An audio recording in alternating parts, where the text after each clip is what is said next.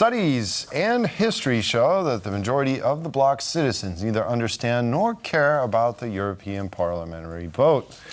Now, as a result of this, EU citizens tend to vote based on domestic concerns instead of European politics. Now, joining us to talk about the European Parliament elections is Daniel Hegedüs, Senior Fellow at the German Marshall Fund. Good evening, sir. Thank you so much for joining us. Good evening. Thank you for having me. Now, our intro was a little pessimistic, but do you think that because of the war in Ukraine, because of the security issues, defense issues, Green Deal, that was a very controversial issue that emerged recently, do you believe that EU citizens will get out of the house and go and vote? Actually, at the European level, I think yes. A lot of topics are highly motivating for European citizens, and there are also political dynamics and developments which are actually able to motivate every single corners of the European electorate. Actually, over the past couple of months, a key issue of the European election campaign, on the one hand, used to be a potential breakthrough of the radical right, which is actually able to mobilize progressive left-wing voters.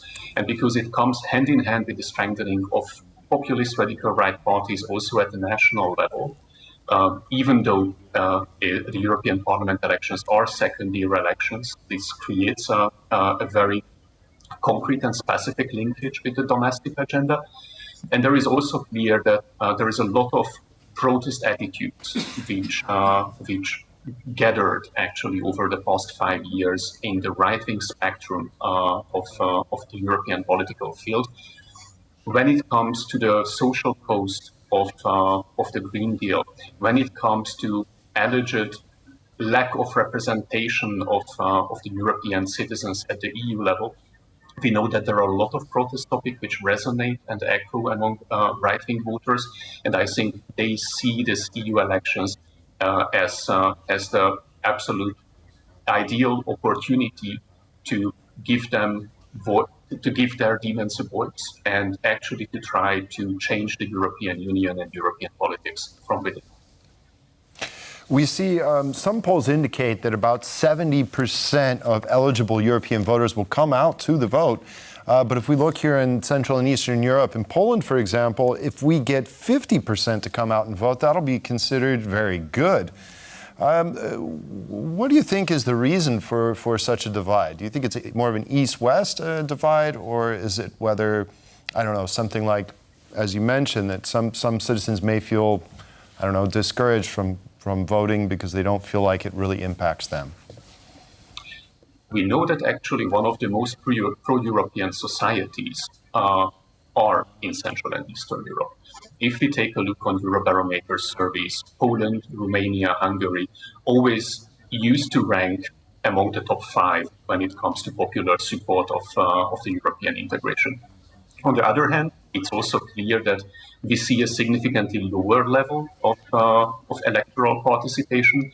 And actually those countries which historically have had the lowest electoral turnout at EP elections are also from Central and Eastern Europe. These are traditionally Czechia and Slovakia. So I definitely wouldn't generalize among Central and Eastern Europeans because we see significant differences here. But it's potentially a conclusion that can be drawn that for Central and Eastern European citizens, the European Union and European integration is still a bit more distant than for those who live in EU member states actually for more than 2 decades. And this is a tendency, or this is a fact, what we see be mirrored also in the electoral turnout. Mm-hmm. Now, when we speak to people, and I personally speak to people, many don't really know what are these elections about. Many people don't really hear about EU policies, etc., only when there are controversies, I would say. And some would even say that these elections serve as de facto a referendum on the party in power. Would you agree with that? From an actually a pollster perspective or a domestic political perspective, yes, a lot of voters actually cast their ballot based on their national preferences. But I think this is not necessarily an interpretation we should embrace and support. I think it's very important to underline that European citizens every 5 years have the opportunity actually to elect the members, the only single directly elected European democratic body, which is the European Parliament. And even though the European Parliament doesn't necessarily have all the powers and competences of a national parliament, it plays absolutely a crucial role in representing European citizens' interests in European legislation and in European policy formulation. So against that background, I think it's important to highlight the direct democratic link between citizens and the European Parliament, and also encourage them to consider actually this link while they are casting their ballots. But it's a matter of fact that a large part of the citizens actually use that opportunity to express their preferences or dispreferences with governmental policies at national level. Because even if you look at campaigns that politicians are in the middle of right now, you actually see many of the slogans are about them and the party they represent. It's not really what they will do once they get to European Parliament, but it's all about domestic issues pretty much, and they will carry that on to the European Parliament. So they're not helping in that regard.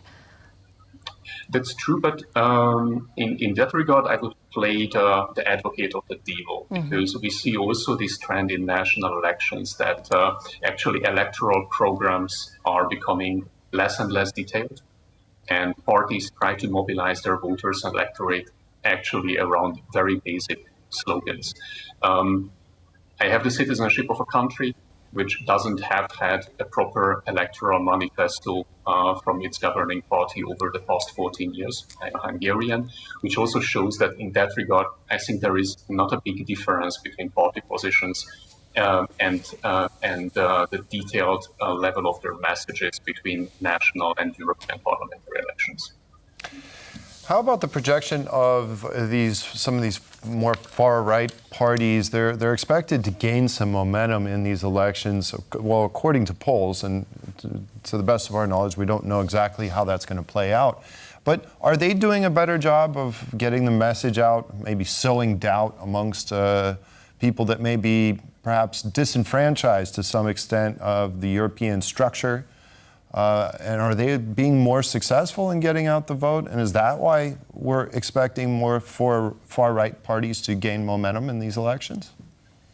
Yes.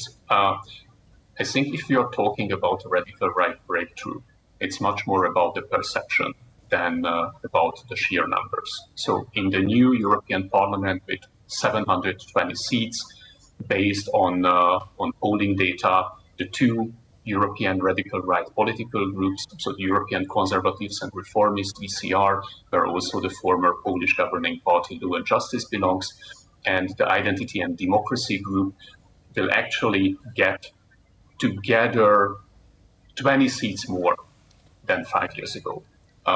That's not necessarily a huge breakthrough. It represents approximately not even 10% more seats than in the previous legislation. However, and especially against that background, obviously after 2 years of war, economic hardship, actually a record level of inflation not seen in the European Union over the past 15 years ago, and also the memories of former economic crises, including also the COVID-19 crisis, I think we can't wonder that protest parties are gaining momentum. Actually, we could also conclude that considering all of this hardship European citizens have experienced over the past 5 years, so we could wonder that the rising support of protest parties is so limited. But actually what will make European radical right much more influential is that the previous cordon sanitaire policy, which tried to isolate them from the core of political decision-making, which built actually legislative majorities within the European Union exclusively on the center-right parties, it's gone. And we see especially from the part of the center-right, from the European People's Party, actually a growing desire to cooperate along conservative policy lines with some representatives of the radical right, especially with the European conservatives and reformists. But if we take a look actually on the vote share of the moderate center parties, it's very important to underline and emphasize that the two biggest parties, so the center-right European People's Party and the center-left Social Democratic SD, Socialist and Democrats, are not expecting a huge fall in their popular support. So we are actually talking about a couple of seats less what they were able to achieve in 2005. It's a matter of fact that there was a big decline in the support of the European Greens and the liberal Renew Europe political groups. And actually, this is the losses which make a less strong European political center in the European Parliament, but still the so-called traditional large coalition of the People's Party, the Social Democrats, and the liberal Renew could achieve a very, very comfortable majority. So it wouldn't be impossible to still keep the European radical right at bay if there would be a political will among the center-right. I mean, if you do the math, you're right. They come very close. They can disrupt the current situation in EU Parliament. However, do you believe in reality that these far right or right parties are going to be able to unite? Because they may be on the right side, but when it comes to issues, they have very different idea when it comes to Ukraine, Green Deal, etc. So at the end, do you think they will come together and achieve their goal to actually be very close to EPP? I don't think that the European radical right needs to unite in order to be influential. It's enough if the European conservatives and reformists, led actually by Italian Prime Minister Giorgia Meloni, will be chosen as occasional coalition partners by the European People's Party, and they will closely work together both in the European Parliament and also at the Council level. And against that background, obviously, even ECR and Giorgia Meloni doesn't have the interest to completely unite the European radical right, which would make such a cooperation with the center-right forces possible. So influence, I think, is not equal to the number of seats in the European Parliament. And I can just return back to my previous thoughts.